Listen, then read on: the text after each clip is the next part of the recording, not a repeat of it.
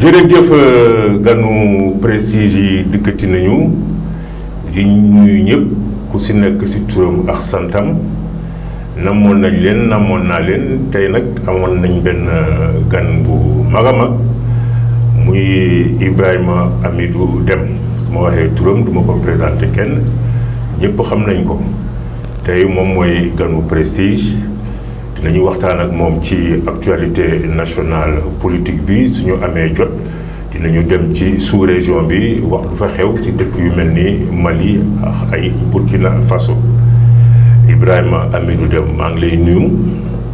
Aliou Diarra maa ngi lay nuyu di la sant di la gërëm ci sa invitation di kontaanaat bu baax ñëw fii ci Prestige. ñun tam kontaan nañu trop lu nga bàyyi sa soxla yëpp ñëw wuyu si ñu tey parce que xam nañ ne jamono yu ñu nekk nii Sénégal soxla yi bëri nañu jot bëreetul.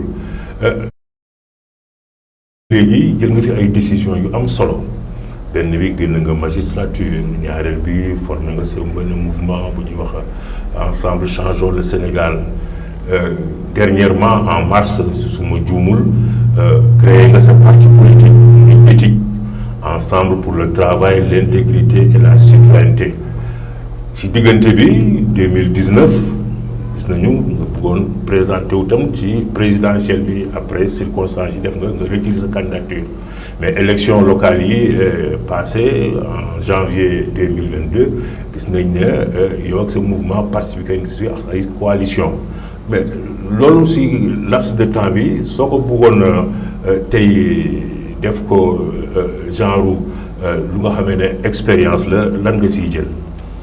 waaw Aliou Diarra maa ngi lay sant di la gërëm ci laaj bu am solo boobu nga ñu laaj gis nga 6 mai bi passé ci la ñu def ñeenti at ci politique bi ci langue politique bi. ñeenti at comme ni nga ko waxee 2018 lañ ci dugg biñ ciy dugg tamit ci jàpp naa ni néew na ci acteur politique yi fi nekk ñu xam lu tax ñu dugg ci politique damay wax chaque fois day baax nit ñi xam nit ñi lu leen tax a dugg ci politique. ñun bi ñuy dugg yëglu nañu ñëpp xam nañu ci justice lañ nekkoon magistrat lañu woon ñu génn pour wax ni justice ni muy doxee ni mu ñàkkee moom boppam ñun du loolu lañ doon xaar ci justice ñu démissionné ci ñu ne nag léegi loolu tamit du ñu yem rek ci dénoncer ko dañuy dem dugg ci langue politique bi pour mën a changer loolu depuis boobu ñu nekk ci langue politique bi ñu commencé par un mouvement politique wax nga ko ensemble ñu dem ci mouvement boobu ñu demoon ci bëggoon nekk candidat élection présidentielle bu 2019 yàlla def ni conditions yi remplir uñ ko woon ñu am sax ñu àndaloon ci élection yooyu mooy Issa Sall bu PUR ñu jóge fa yeneen élection yi ci toppoon mooy élection yi passé élection locale waaw yi nga xamante ni candidat laa woon à la ville ñëw naa fii à plusieurs reprises di waxtaan ak mbokk Thiessois yi may profité ci occasion bi nag di sant di gërëm parce que depuis boobu amuñu émission ci média yu Thiès yi di sant di gërëm électeurs yi nga xamante ni ñoo ñu joxoon confiance ba ñu woteel ñu malgré le fait que suñu première expérience yi waaw ñuy sant di gërëm aussi suñu base parce que koo gis am na base man sama base jaxaaw caali la il y a eu vraiment plus d'1 millier de votants pour ñun ñu arrivé fa fu bëri ñu jiitu fa coalition yu mag a mag loolu tamit di sag parce que fa la ñu juddoo yaroo fa màggee fa ñu xàmmee ñu waaw mais nag loolu côté bilan bi suñ doon def c'est le bilan électoral. Aliou Diarra man damay wax dara ci politique ñun caaxaan dugaluñu ci. damay wax ni élection yi passé bi ñu paree je pense que à la zone nord 4e lañ nekkoon wala 5e. may wax dara un bon résultat. waaw ce qui est un bon résultat mais méngoowul ak li ñu doon xalaat. parce que dañoo def nag liggéey bu exceptionnel. On avait fait des porte-à-porte, on avait fait un travail de proximité bu am solo. ñu defar suñu programme dem seeti nit ñi def ci suñu ful ak fayda liggéey boo xamante ni wax dëgg yàlla bi mu paree rëccuwuñu ni parce que gis nañu ku ñu gën a def terrain wala ku ñu gën a liggéey wala ku ñu gën a baax programme waaye ne loolu damay naan loolu ñun wekkuwul ci ñun résultat bi ci yàlla la wekku mu koy jaarale ci Ceesuwaay yi ñun lu wekku ci ñun ci politique te loolu ñu ci am satisfaction ñu jàpp ne am nañ ci ndam mooy suñu xaymaa xool ni ñuy defee politique est-ce que méngoog naag ñun suñu engagement de départ wala lu ñu tax a dugg ci politique est-ce que ñu ngi sàmm dëgg di wax dëgg est-ce que li ñuy wax méngoo naag intérêt réew mi est-ce que li ñuy wax ñu ngi koy wax ci nit ñu yaree mooy ci ay teggin bi may commencé di def politique ñi ñu àndal loolu laa waxtaan ak ñoom ma ne leen lii moo ñu tax a dugg ci principe ci politique principe yi ak valeur yii la ñuy sàmm maa ko jiite moomuma ko képp ci ñun ku génn ci yii nañ la jéem a récupérer dafay feeñ ci seen sigle waaw ñu xam ni que bokkatoo ci waaw depuis boobu nag ñun wax dëgg yàlla man damay wax ni ñi ma àndal damay leen di ne man du ma nangu ñu may vaar xam nga vaar léegi moom mooy nit ki waxoon benn waxal leneen ñu ñëw ñu tegal la ñaari wax yi lu am solo la waaw loolu nag ñun dès lors que man mës naa ko wax il y a 3 ans benn journaliste mu jaaxal ko lool ma ne ko man sama yàlla dafa def caali fii laay voté man ak sama waajur bu jigéen ñoo bokk bureau may ne donc wóor na ma ni bureau boobu naa fa am ñaari xob parce que sama bopp laay votel sama yaay tamit xam naa man lay votel ma ne ko su yemoon ci loolu rek te may sàmmook valeur yi ak principe yi ma taxoon dugg ci politique jàpp naa ne am naa ndam parce que nit ki mën na gañe ñu gis suba ak jàmm gañe bi lu mu jur ñun nag dañoo jàpp ni victoire morale boobu moom mooy tegu ci yoon suñ ci yàggee dinañ ñu ci ràññee parce que yàkkamtewuñu dara. mais justement élection yooyu sax waaye yow askan bi en tout cas pour la circonscription électorale de Thiès ñoom ñoo ko gagné. te ñoom janvier ak léegi ñu ngi ci 5e mois. yow naka nga gisee seen gestion parce que tey si ngoon ni alxamis bi normalement le maire de ville mu ngi nekk di tenir conférence de presse dafa ne dafay def état des lieux. yow nan nga gisee démarche am ak nan lañ ki war a. waaw léegi. man li ma ci mën a wax moom mooy bilan teel na lool parce que 5 mois la 5 mois ba 6 mois mais 5 mois yi quand même. waaw da nga posé wuñu fi benn acte bu nga xam ne. waaw da nga mën a jël say marque da nga gëm a xam. ñun anticiper woon nañu loolu ñun bi ñuy nekk ñun 2 ans avant l'élection ci la ñu organiser ci la ñu jéem a xam lan mooy rôle responsabilité de l'élu local. tout à fait. waaw ñu anticiper ci def sax ay formation def ay séminaire yëpp xam nga ñu jéem a sax xam budget bi ñaata la nan la ñuy mën a def bon gis naa ni peut-être ñi fi nekk ñu ngi jël seen marque ba tey mais teel na lool. juróomi weer teel kii. waaw man teel na lool pour ñu mën leen ci juger en tout cas lu ma ciy wax li may soñ. li ma leen di soñ parce que y a un fait maire bu fi nekk lui il partage son temps entre ses humanités avec ses étudiants à Dakar. Et la mairie de la ville de Thiès alors que la ville de Thiès est la 2e la plus importante de ce pays. waaw xam nga loolu. xam nga loolu mën nañ ci am ñaari gis-gis. am na ñenn ñuy naan ni loolu lu baax la parce que liñ fi gisoon moom mooy ay nit ñi nga xamante ni politique rek mooy seen métier. mais moom mooy am na métier am day jàngale université te tamit passion la nit ki politique mën nga def ñaar yëpp man pour man. suñ la joxee ñaar yëpp ville bu mel ni Thiès quand même war nga vraiment consacrer l'essentiel de son waaw xam naa ni su demee ba ci biir peut-être su demee ba ci biir su jàppee nii yaakaar naa ni war na mën a bàyyi benn parce que dafa laaj baatu askan wi su jàppee ni peut-être que liggéey bi nécessité na. mu gën fi toog jàpp naa ni dana ko def bon man en fait je suis pas je peux man maa ngi xaar. maa ngi xool li may conseiller rek mooy lan mooy nit ñi wàññi ay parce que léegi Sénégal dafa bëri loolu genre politique spectacle jël yenn décision yu spectaculaire yu amul benn rapport ak vécu.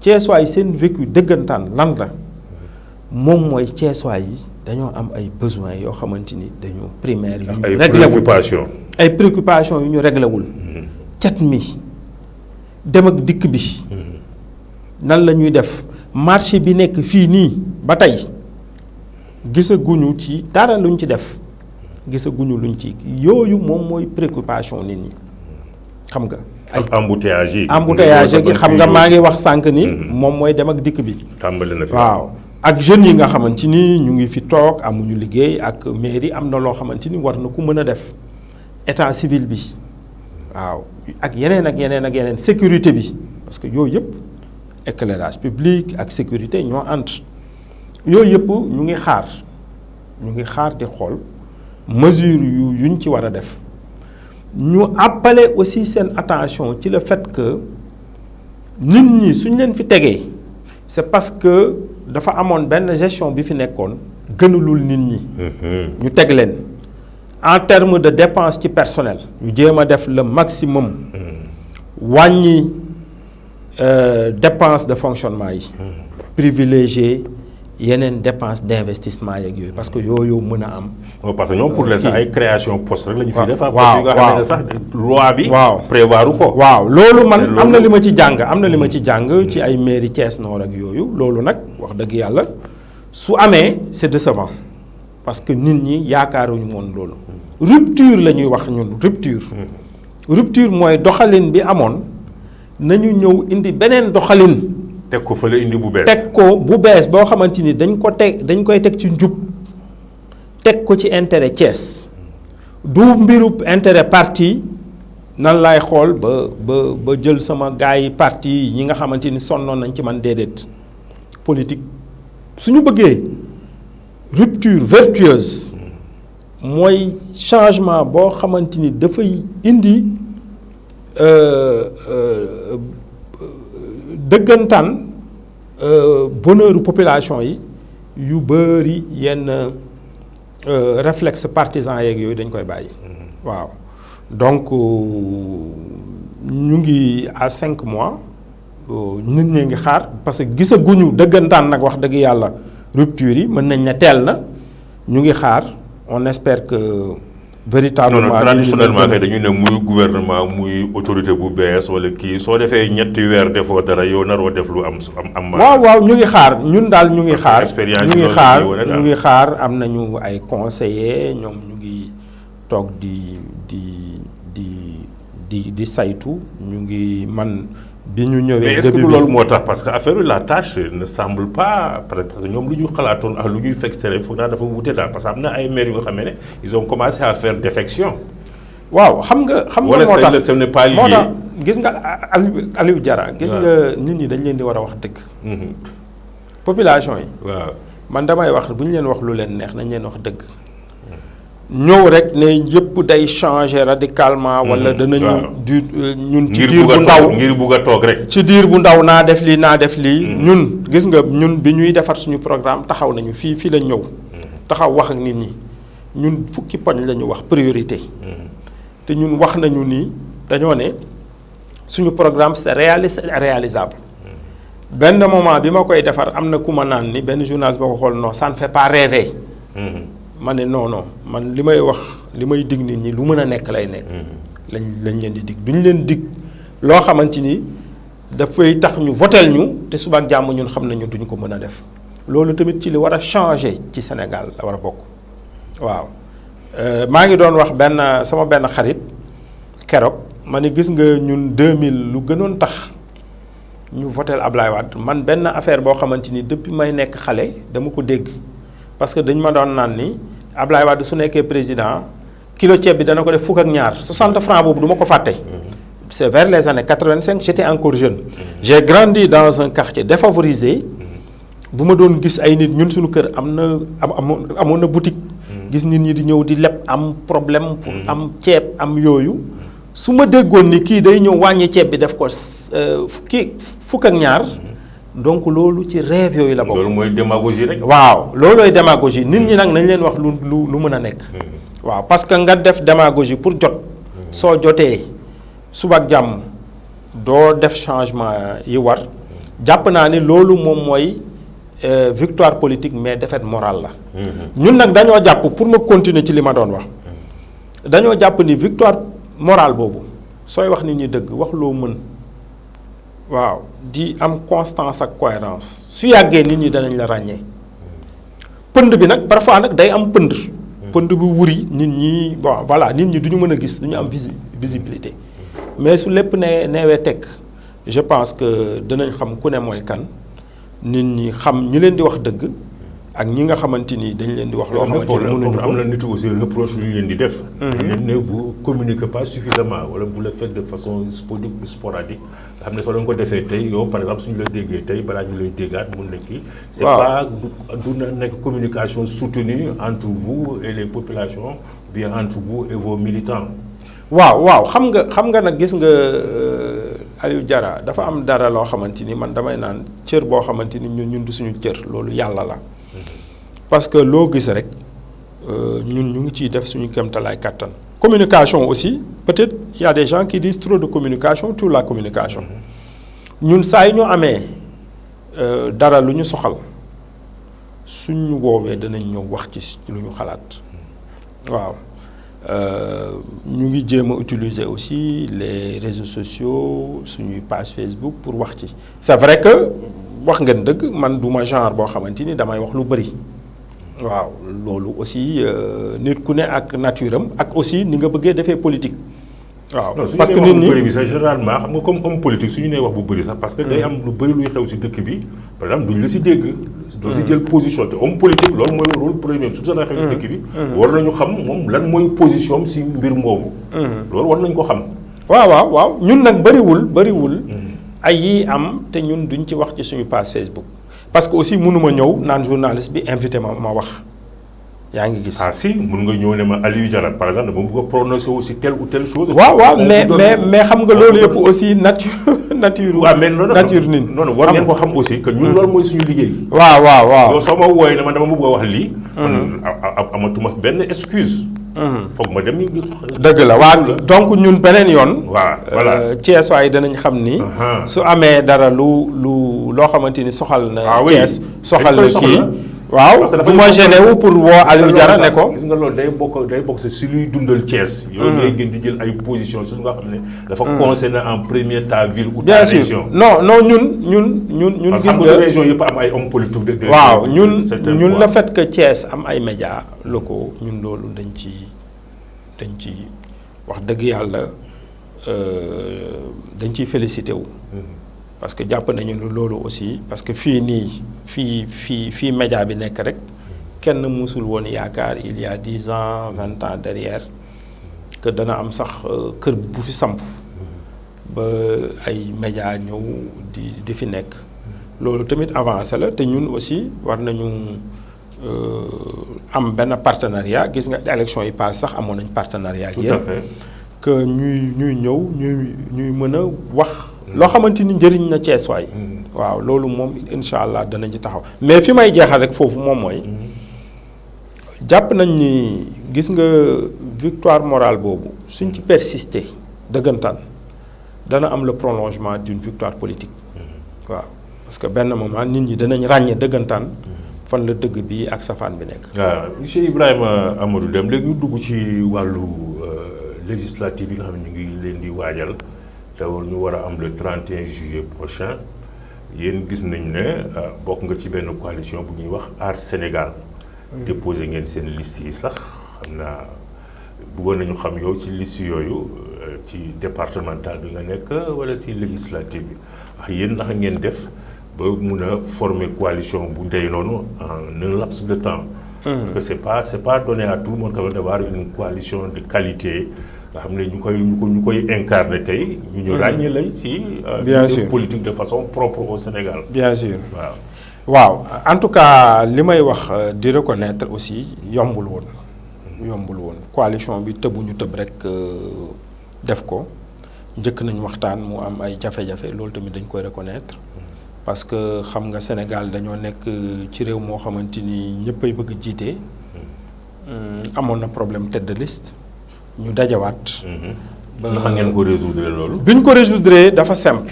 moom mooy bu ñu discuter leneen nañu njëkk a discuter lu gën a jafe mooy kan mooy nekk tête de liste bi ak ñeneen ñi fan la ñuy nekk. kan mooy ñan ñooy dem ci départemental finalement Thierno Alassane Sall moom mooy tête de liste bi national. bu la République des valeurs. bu la République des valeurs dëkk Thiès aussi. dëkk Thiès.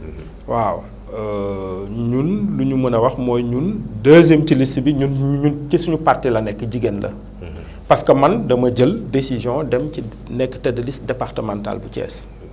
waaw man li nga xamante ni man maa jiite parti bi. donc loolu ñun man maay tête de liste départementale Thiès. ci liste boobu am na ñu ràññee ci champ politique bi Abdourahmane Diouf docteur Abdourahmane Diouf mi nekkoon porte-parole réew mi. am na député Théodore Montey ñëpp ràññee ko kon buntu bi mu nekk actuellement ci député yi fi nekk yu gën a xarañ yi nekk fii yu gën a liggéey yu am solo.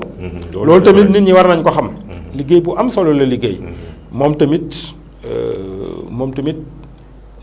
mu bokk ci coalition bi moom tamit tête de liste départementale Kaolack la.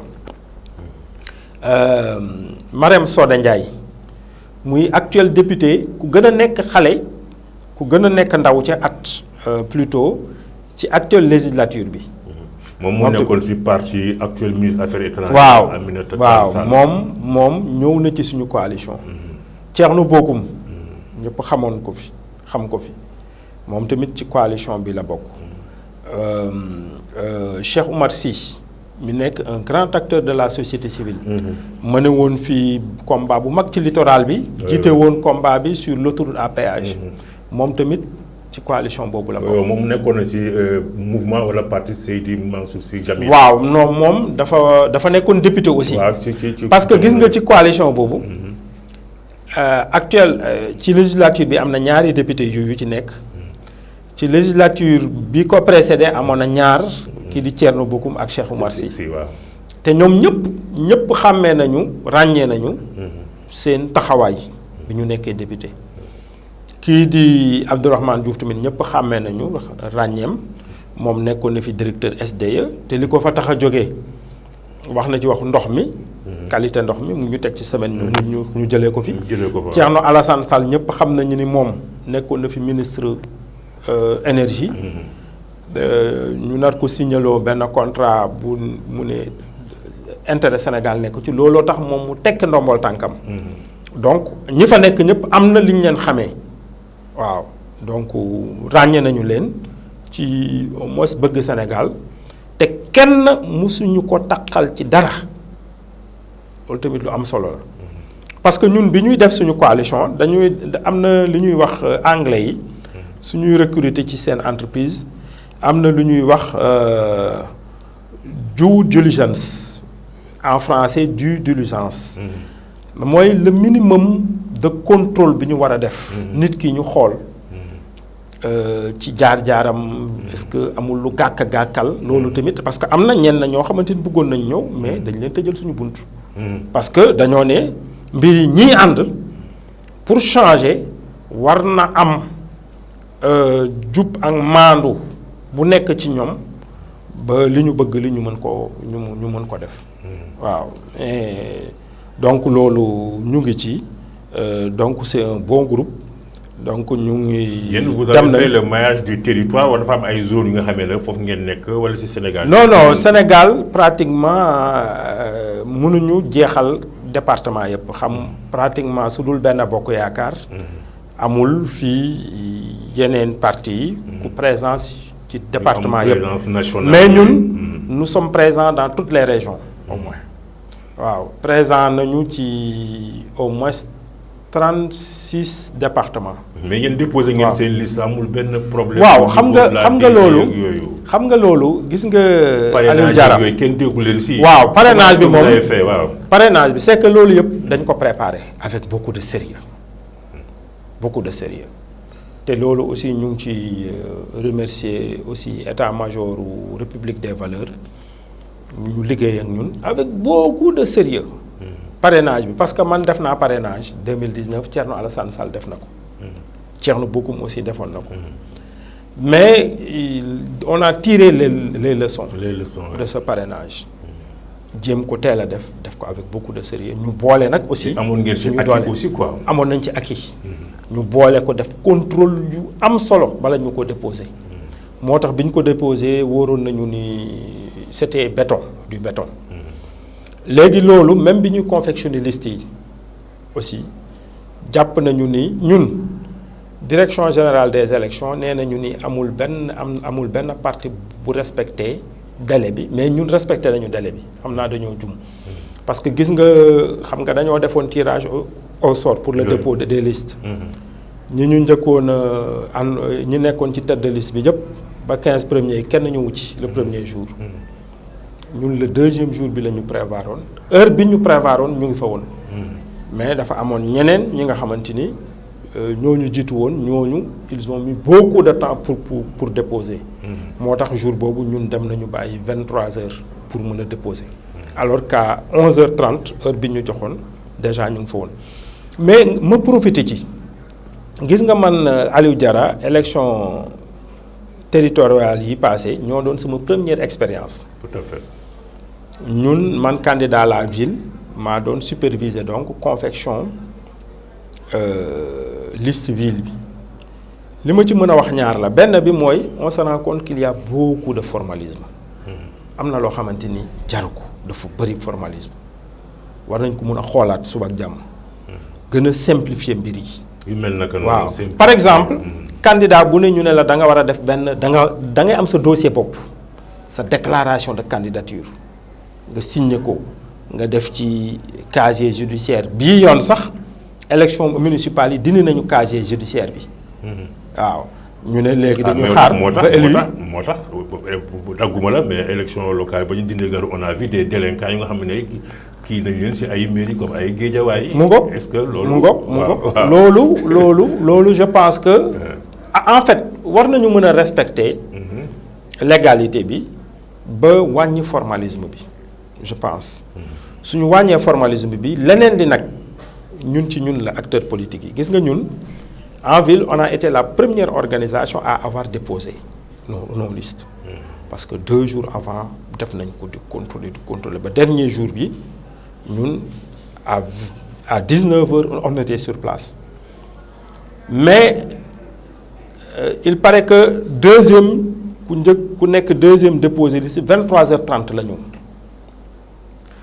23h30 ñëpp ñëw. ñun ñu da ngay gis dañ fay daje pareeguñu de. yore seeni ordinateur. yore seeni fiche. dugg ci biir tëju ba lendemain bi di bind. loolu la ñu tàmm. parce que man loolu bi ñu ma ko waxee dama ne mais loolu nan la mën a nekkee. mais loolu moom mooy amaat ci élection législative yi. parce que Sénégal problème bi ñu am. dafa commencé ci homme politique yi mooy sénégalais yi c'est au dernier moment la ñuy décider loolu lu ñu war a changer la man li may proposer moom mooy gis nga délai yi kuy ñëw suñu waxee tel jour à minuit ku ñëw na fekk sa lépp pare amatul toog bu ñu permettre kenn mu toog ci biir ay kii ñu koy aménager ay bureau yooyu. loolu c'est pas sérieux. état actuel Sénégal suñ ko defee ñëpp forclusion ñëpp nañu. waaw mais loolu suñ ko xamee. jàpp naa ne nit ñi suñ ko xamee danañu jël leur disposition. parce que loolu c'est pas sérieux. du image bu rafet. da ngay gis gars yi nekk ci couloir yi di remplir ay fiches ñii yore seen ordinateur ñii di yónni ñii demal imprimer ma lii defal ma lii jàpp naa ni loolu lu ñu war a. loolu sax day indi ay njuuj njaaj parce que soo xoolee am na coalition Yewwi Askan Wi tey gis nga seen benn liste notamment liste départementale bu Dakar bi dañ ko invalider. pour non respect de la parité.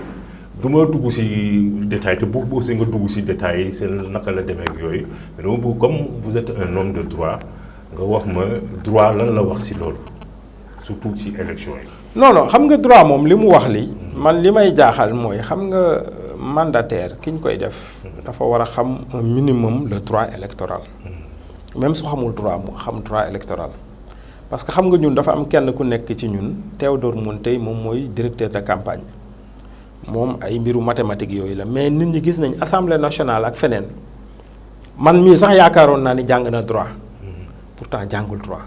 Et il connaît les textes. Il connaît les textes. Ah oui. Texte rek la lay wax. Bout en bout. De bout en bout. loolu lu mu lay wane moom mooy képp ku ñuy def mandataire dafa war a xam au bout des doigts les règles yi da nga koy xam jàpp naa ne aussi man mandataire yu bëri yi ma gis xam nañ ko maintenant nag suñ ko xamee tamit day am beneen dose politique bu ci topp négociation yi gars yi def jusqu'au dernier moment toujours est-il que man les règles yu ñu teg yu code électoral teg nit ñi dañ cee war a tegu ku ci teguwul muy Benno Bokk Yaakaar muy Yewwi muy Aar muy keneen yoon bi dañ ko war a teg man loolu laa gëm loolu moom mooy règle la règle de droit elle doit s'appliquer. Et pour le cas non pour le cas à l'espèce je pense que ñoom seen biir ci seen biir soo déggee waa Yewwi Askan Wi déglu nañu leen ñoom seen biir xam nañ ni njuumte bi ci ñoom la donc jàpp naa ni loolu donc conséquence bi moom mooy mën a nekk l'invalidation maintenant voilà il faut voir aussi man fu mu toll ni dañuy projeté wu benn bi laay wax invalidation bi am na li muy wane moom mooy par rapport ak li ma lay wax nii il nous faut être un peu plus sérieux suñuy def politique dama ciy profité waale sax waxaale aussi liste Benno Bokk Yaakaar bi parce que man suñ ma waxee ni liste boobu tamit y a un problème de surplus de parrainage benn parrainage man dama ne keroog ki ma doon waxtaanal nee naa ko waxuñu fukk waxuñu 100 waxuñu 1000 mais benn ñu ne la 55 327 nga yokk ci benn mais loolu muy mandataire bi muy keneen ak keneen loolu légèreté yooyu ak wax dëgg yàlla manque de vigilance yooyu su fekkee ni benn bi liste Benno Bokk Yaakaar la beneen bi Yewwi la mooy ñi nga xamante ni ñoom ñoo fi nekk ak ñeneen ñi nga xamante ni il se positionne en alternative donc wax dëgg yàlla y a un manque de sérieux boo xamante ni wax dëgg yàlla présagé wul daal lu baax ci réew mi.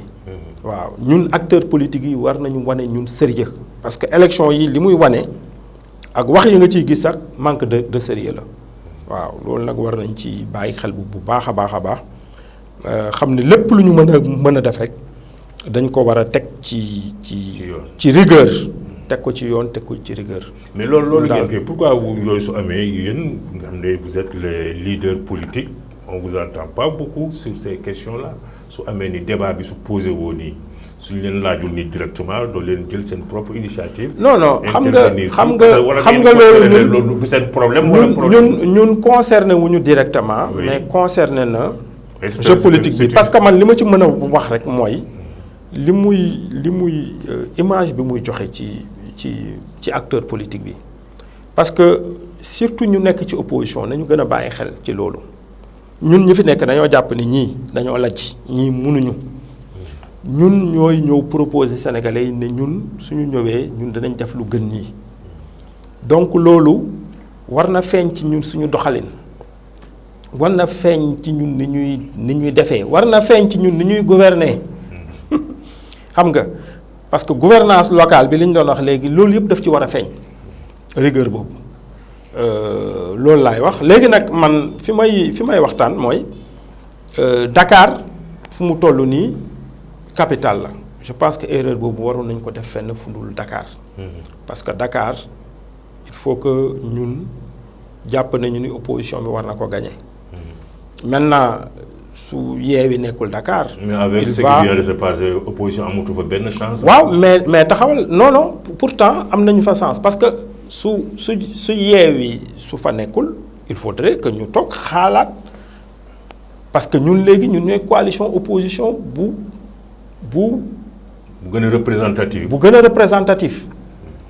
yaa ngi gis ñun l'appel que nous lançons au Dakarois moom mooy est-ce que pare nañu jox 7 députés supplémentaires à Benno Bokk Yaakaar ñi nga xamante ni ñoom am nañu seen benn député bu taxawoon ne man de loi bu ñu fi indi dama koy voté parce que xooluma ci te pratiquement seen député yëpp noonu la ñuy doxalee est-ce que pare nañu waaw loolu nag am na beneen coalition opposition boo xamante ni dafa composé ay nit ñu jub ñu maandu ñoo xamante ni ba tey nii xamee nañ leen ci def politique defin bu rafet ñooñu dañuy demander à ce que ñu voté pour ñoom pour que sept ñooñu dem ci opposition bi ñu mën a changer parce que pour que mu am une assemblée de rupture dafay fekk ni majorité bi changé waaw ñun daal appel boobu la ñu def Dakar waaye jox leen ko ñu jox leen ko yéen waaye Aar Sénégal. ñun waa Aar Sénégal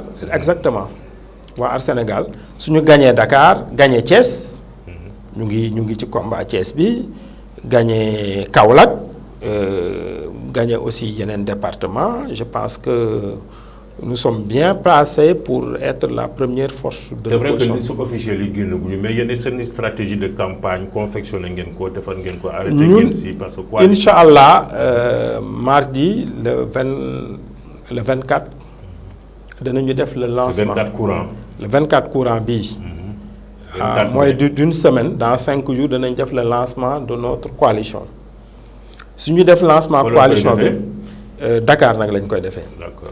su ñu koy def danañu defaale. pourquoi ñu leen ko def Thiès. waaw waroon na mën a nekk. waroon na mën a nekk bu tax plaidoyer boobu deful leen ko ngeen ñëw def ko Thiès vous seriez plus visible encore. waaw ñun am nañu tête de liste bi Thiès a nekk. deuxième ci liste bi Thiès a nekk je pense que loolu. ce n'est pas trop tard waaw non danañu ñëw Thiès. coalition bi fépp foo xamante ni leader yi. pour le xam nga lancement dafa am solo. leader yi fépp foo xamante ni ci territoire bi.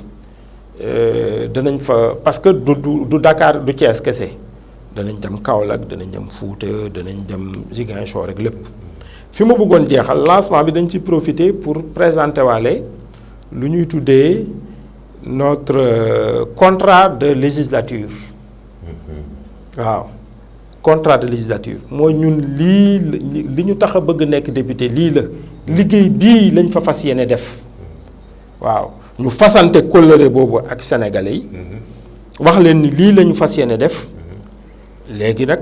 ci ay proposition de loi yu ngeen ci ay proposition de loi. benn jox ma si benn bu am solo par exemple. benn bu am solo man par exemple ce sera subjectif parce que xam nga man mbirub état civil. dafa man sax maa demandé à ce que ñu dugal ko. mbirub état civil mooy mbirub këyit. peut-être les Thiessois ont raté l'occasion. ñun suñu ñëwoon mais c'est remis à plus tard j'espère que ñi fi nekk danañu jéem a def état civil mais ñun amoon nañu benn gis-gis ci état civil bi parce que këyit ba tey nii dafay loo xamante ni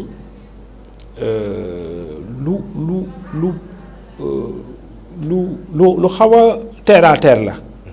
nit ki kayitu juddu nga bëgg a wax. kayitu juddu laa bëgg a wax.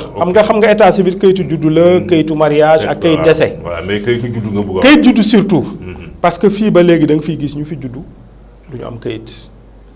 nga gis tamit ñi nga xamante ni amoon nañu kayit ba tey amuñu kayit. des milliers d'enfants ba tey ñu ngi fii Thiès amuñu kayit parce que loolu du priorité.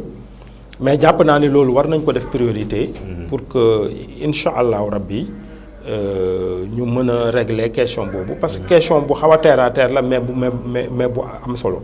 maintenant ñun dañoo xool préoccupation sénégalais yëpp ci domaine yëpp ñu jéem a xool ay mesures hardies yoo xamante ni dinañ ko proposer pour mën a changer loolu. xam naa du ñu jeexal waxtaan te waxuñu lu xew ci bitim réew surtout autour de nous parce que Sénégal gis nañ ne am na dëkk yu mu dendal am nañu problème yu tar yu fa am notamment le Mali nga xam ne am na benn junte militaire bu fa nekk depuis quelques années maintenant communauté internationale bi notamment CEDEAO jël nañu dogal tëj frontières yi. depuis quelques mois ngi nii mu nekk mbir bu nga xamee ne non seulement peut-être dina sonal Maliens mais dina sonal aussi.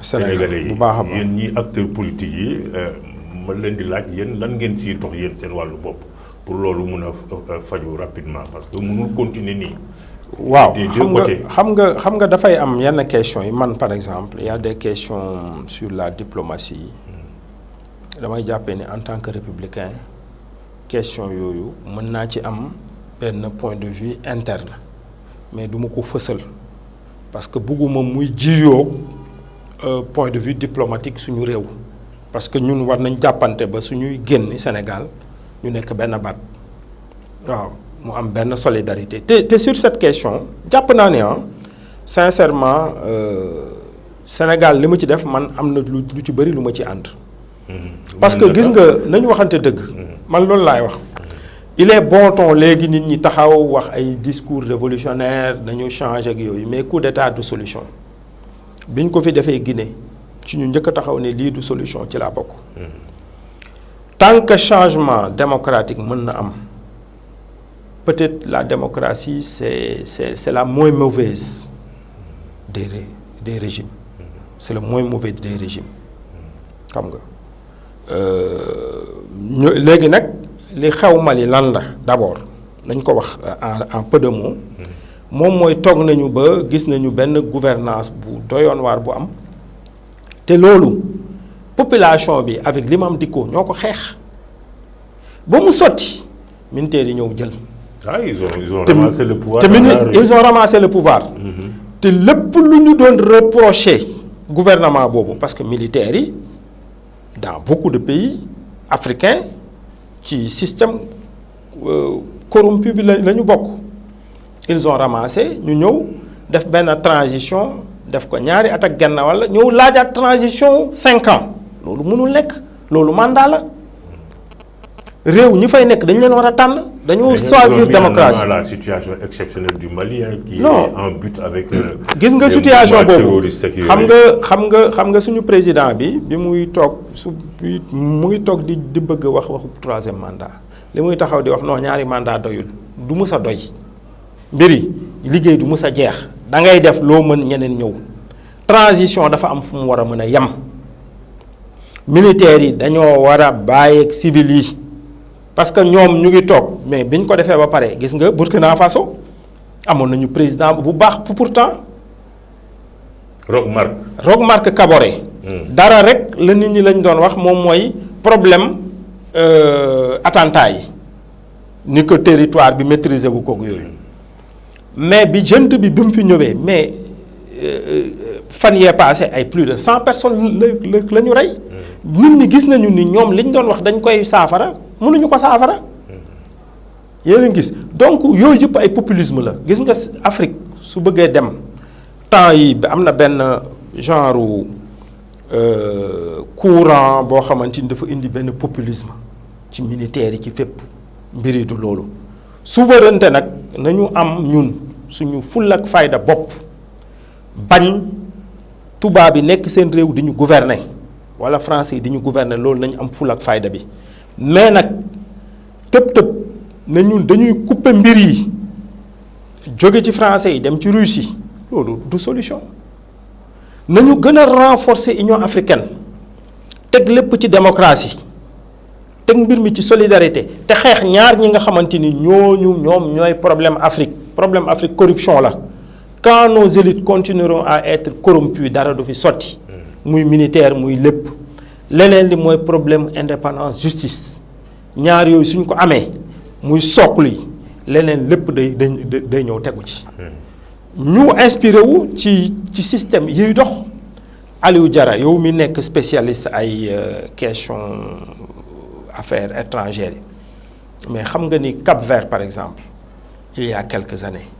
mais daan ñu kon comparer ak Sénégal fu mu toll nii ñoo ñu raw ci lépp parce que am nañu benn président bu tuddoon Petro Pires entre 2002 et 2012 bu liggéey bu am solo am nañu Rwanda am nañu président boo xamante ni dafa bëgg réew mi liggéey na ça peut marcher maintenant nag ñooñu dañoo wax seen population yi dëgg ñu commencé nag ñoom ci seen bopp servir d'exemple exemplarité moom mooy mën a defar donc loolu suñ ci taxawul di def lii populisme ay gars yi ni wéy mbiru France ak yooyu du mbiru France suñu mbir la d'abord ba pare nañu dëgër ba pare ñu mën a jàkkaarloog.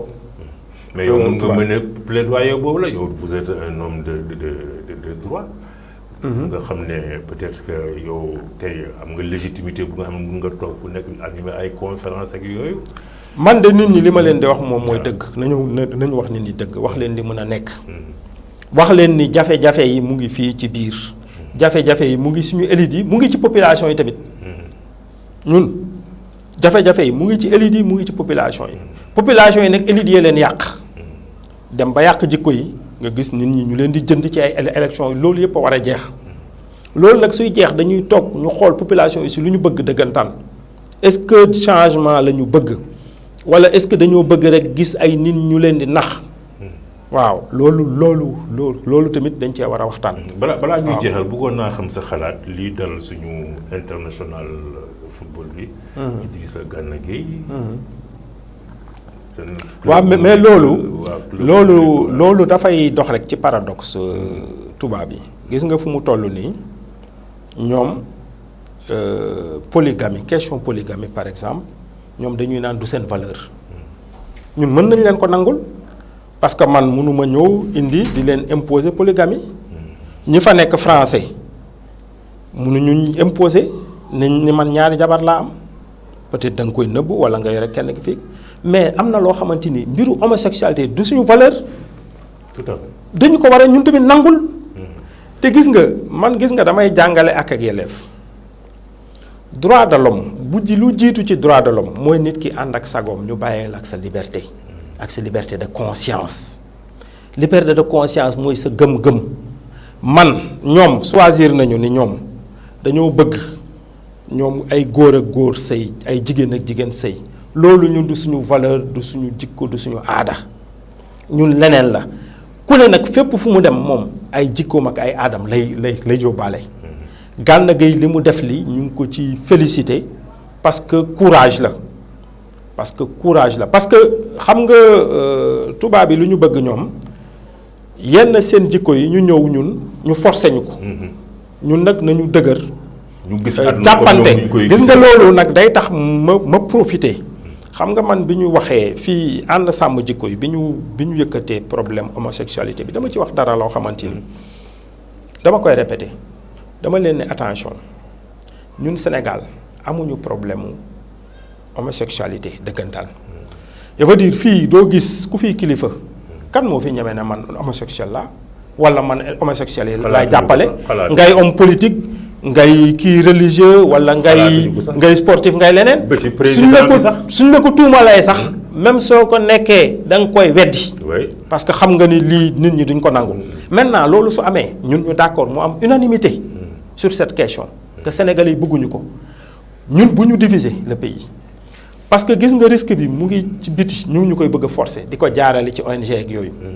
maintenant ñun bu ñu jéem a diviser ñun naan ñii ay kii lañu wala président àndu ci parce que man président ci nit ku ne nañ waxante dëgg ci ay kàddoom lañ koy juger.